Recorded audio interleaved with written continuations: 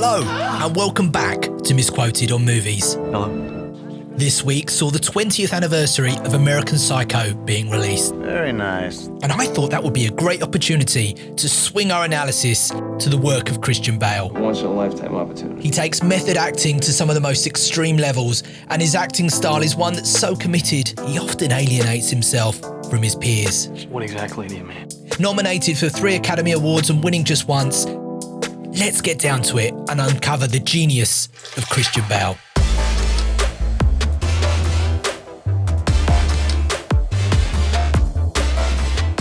Now, 9 times out of 10, when the conversation switches to Christian Bale, the first thing that comes up is his amazing body transformations. Now, we will cover that. Yes, I did kind of put it in the clickbaity thumbnail, but I think the genius of Christian Bale goes far, far deeper. Bale started his career as a child actor. His first huge role came in Steven Spielberg's Empire of the Sun. This was a huge part for him to land. Spielberg was already one of the biggest directors in Hollywood, but he was keen to make a name for himself, making serious, dramatic movies. Empire represented high stakes for Spielberg's career. He wouldn't have cast Bale without serious consideration. I quickly wanted to show you, let's freeze that here.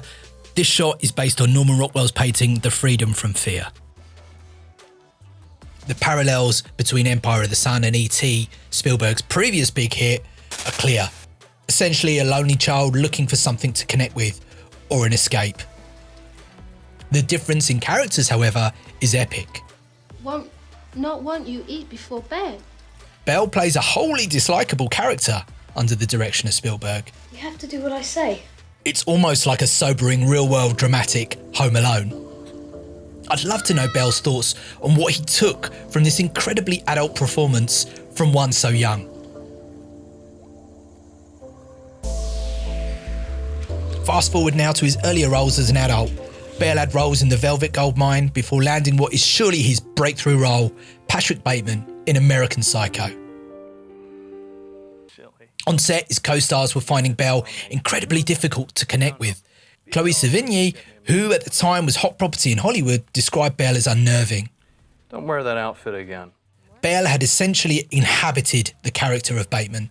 The vanity, the narcissism of the psychopath, just perfectly put to screen. Oh, and fun fact, this is the Texas Chainsaw Massacre playing on the background TV. And I have to highlight this, it's a pretty poor moonwalk, but it's part of the fun of the scene, and it was totally improvised. Now, it was around this time that Bale started using his character's accents in his real life. Okay, let's jump back to 1998. This interview was shot a couple of years before he was cast as Patrick Bateman in American Psycho. You know, we didn't have any rehearsals or anything like that. I met the director only 2 days before we started filming. Clearly British, I should know. And now fast forward to these 2 interviews he did for the promotional work on Batman. You have to, you know? If you don't become Batman, then you can't play the character. What is good for Batman, it tends to be terrible for Bruce Wayne. And so he's looking for... Okay, so accents aren't a particularly complex thing to harness if you're an actor. I think what we're trying to show is just how much that character is becoming part of his day-to-day life. That's a huge part of method acting. Having already inhabited his characters on the mental side, he now starts inhabiting their physicality too. As you can see, Bale is completely unrecognisable in this role. He slimmed down to just 120 pounds, that's 54 kilos if you're in the metric system. I've researched this fairly exhaustively, and consistently 2 methods seem to be mentioned. He smoked constantly, ate just a single apple a day, and drank whiskey. It's basically starvation and was seriously worrying to his friends and family. His commitment to the role was even a shock for director Brad Anderson, who had not asked Bale to go to such lengths. Every time I sat down to watch this film, something didn't feel right about the world. I looked a little deeper, and sure enough, the film is shot entirely in Barcelona, Spain. Now, there's of course nothing wrong with that, but when it's supposed to be set in California, it just didn't feel authentic.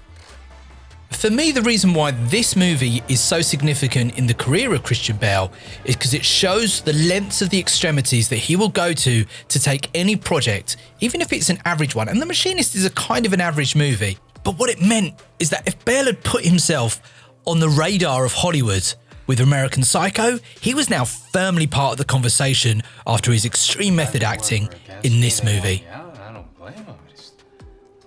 From here, Bale's career was about to explode in the shape of the Batman movies.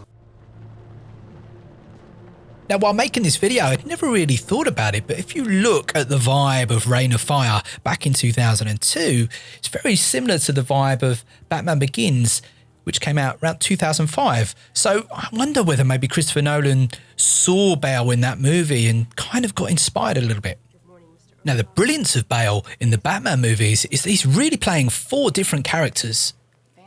The playboy Bruce Wayne, the entrepreneur Bruce Wayne, the vigilante Bruce Wayne, and of course, Batman.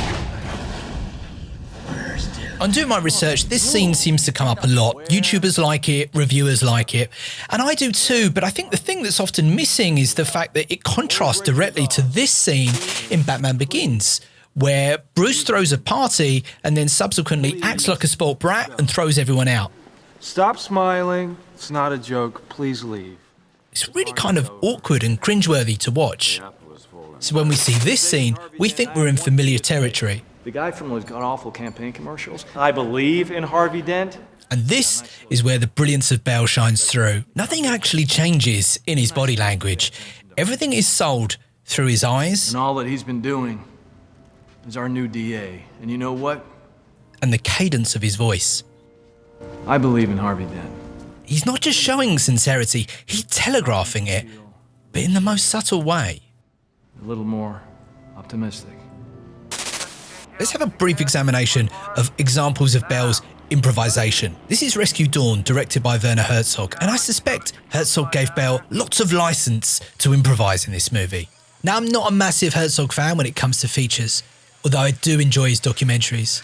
At times, this movie feels like it was a made-for-TV production. But Bale's brilliance does shine through. We really feel like we go on a journey with him. I don't want to linger on this movie, but there's one scene here which I thought was interesting. Here Bale is recounting a story to another prisoner, which appears to be from his movie Empire of the Sun. I remember I was in the attic with my brother. We were looking out, and we see this fire plane, beautiful, coming right at us. And it's firing from his wings, and I see the machine gun, it's flashing, and it goes flying past the house. It's so close. I mean, it's feet away from the house. And the canopy was open. And this pilot, he had his goggles upon his helmet. And I could see his eyes. And he was looking at me. From that moment on, little Dieter, he needed to fly. So through harnessing method acting with nuance, physicality, improvisation, Bale is really starting to become a screen acting powerhouse. What I think's intriguing is how much of his own personality is he injecting in, and how much of his character's personality is he carrying over to himself. The lines are getting blurred. Now, anecdotally, Christian Bale is a very intense, volatile person who doesn't suffer fools. There's been a lot of films made lately about this thing and about the film industry, and if there is actually reality there. And I'd like to know your point of view about that. What's your point of view about that? Well, I don't know. I mean, I'm not I don't work in the film industry itself. I'm not an insider. Well, you do, because you're here and you're asking questions about it. I'm a journalist, yeah. I'm a journalist. This brings us to one of the more significant stories about Christian Bale in recent years. In 2009, Bale was cast as John Connor, leader of the Resistance in Terminator, Salvation. A low point in Christian Bale's career for so many reasons. Now, Salvation is not a good movie, but I tell you what it is. What did we find down there? It is a fantastic looking movie. Now, the look of any given film is largely down to two people, the director and his DOP, the director of photography. In this case, it was DOP Shane Hurlbut. And the camera is incredibly light. Now, when researching this in many places, I would see Shane referred to as the lighting guy or an engineer. Well, that's simply not true. He had a very, very big role, and I think he did a fantastic job. It looks great. Now, I found it really hard to find a conclusive account of what happened, but there is, of course, the notorious tape.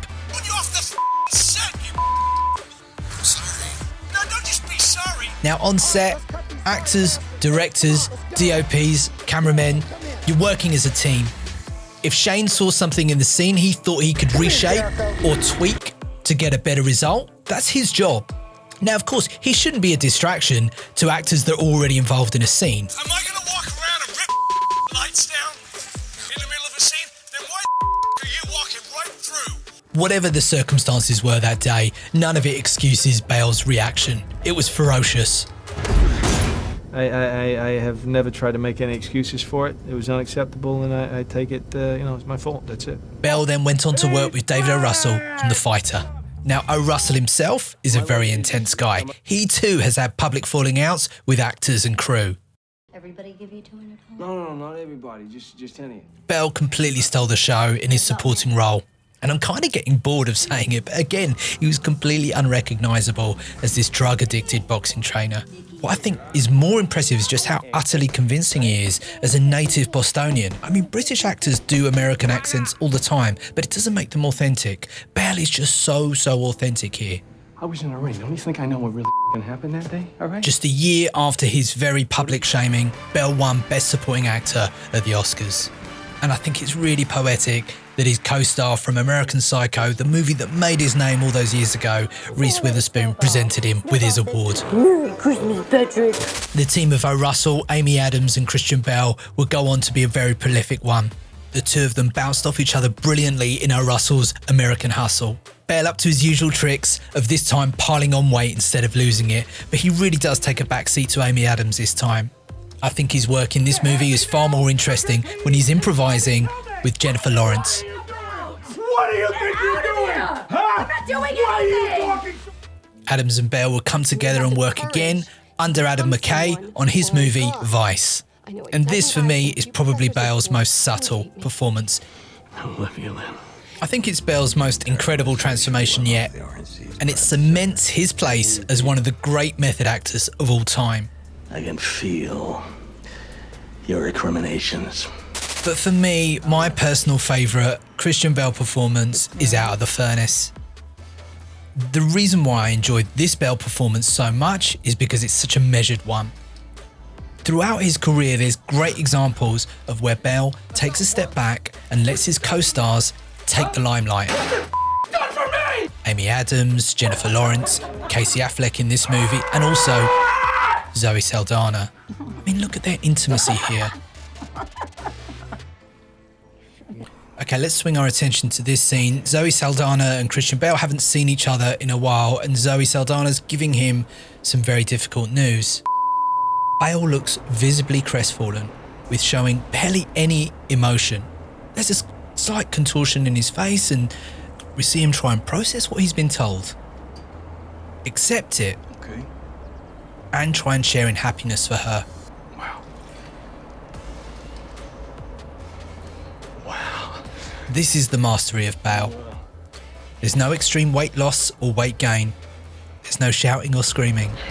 That's We're just watching someone's heart break. that's wonderful news. So there you have it, a little breakdown of the genius that is Christian Bale. I took a much deeper dive than I ever anticipated doing. I seem to be making a habit of that, but I really hope that you enjoyed this video. Please leave me some feedback in the comments or requests for future videos.